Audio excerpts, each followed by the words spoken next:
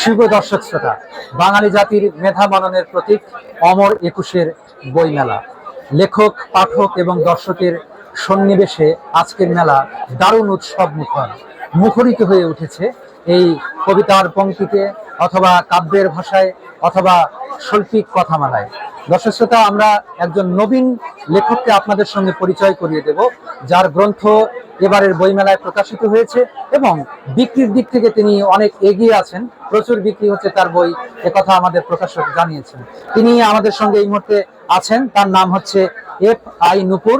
তার বইটা আপনারা দেখতে পাচ্ছেন। এটি একটি কবিতার বই। বইটির নাম ডায়েরির পাতায়। ডায়েরির পাতায় এই কবিতার বই যিনি লিখেছেন তিনি আজ আমাদের সঙ্গে উপস্থিত, এফ.আই. নূপুর। এফ.আই. নূপুর, আপনি কেমন আছেন? ধন্যবাদ।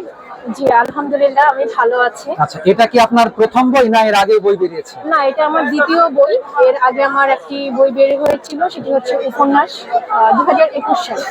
আচ্ছা, এফ.আই. নূপুরের উপন্যাস বেরিয়েছিল, উপন্যাসের পরে এবার কবিতার বই বেরিয়েছে। আপনাকে অভিনন্দন। কবিতার বই আপনার ব্যাপক বিক্রি হচ্ছে আমরা শুনেছি। আপনি আপনার এই কবিতার বইয়ে কি ধরনের কবিতা আছে যদি দর্শকদের জানাতেন তাহলে দর্শকদের জন্য সুবিধা হতো। আসলে আমার এই কবিতার বইটি হচ্ছে একদম বাস্তবধর্মী, অনুভূতি প্রবণ। আমি যেটা অনুভব করি বাস্তবিকতার সাথে মিল রেখে এটাকে হচ্ছে আমার সাজানো বা লেখা, আমার অনুভূতিগুলোকে সুন্দরভাবে হচ্ছে এখানে ফুটিয়ে তোলা। আমি মনে করি যে প্রত্যেকটা মানুষ বাস্তবতার সাথে এই কবিতাগুলো পড়ে রিলেট করতে পারবে, সবাই নিজেকে এই কবিতাগুলোর মধ্যে উপস্থাপন করতে পারবে বা খুঁজে পাবে। এটা হচ্ছে আমার প্রত্যেকটা কবিতার প্রত্যেকটা ছন্দে বা প্রত্যেকটা লাইনে পাঠকরা তাদের অনুভূতিকে সুন্দরভাবে হচ্ছে খুঁজে পাবে। দর্শক শ্রোতা, আমরা এই কবিকে শুভকামনা জানাচ্ছি এবং বাংলাদেশ কবিতার দেশ।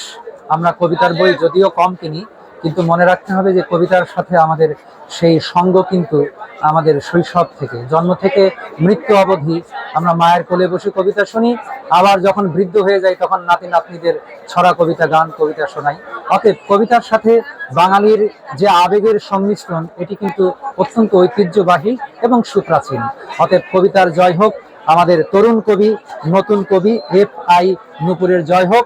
তার ডায়েরির পাতা পাঠকের হাতে হাতে ছড়িয়ে পড়ুক, সেই প্রত্যাশা আমরা ব্যক্ত করছি। ধন্যবাদ এফ.আই. নূপুরকে। না, এটা হচ্ছে আমার ভুলে গেছিলাম, আমার কয়েকটা 42টা কবিতা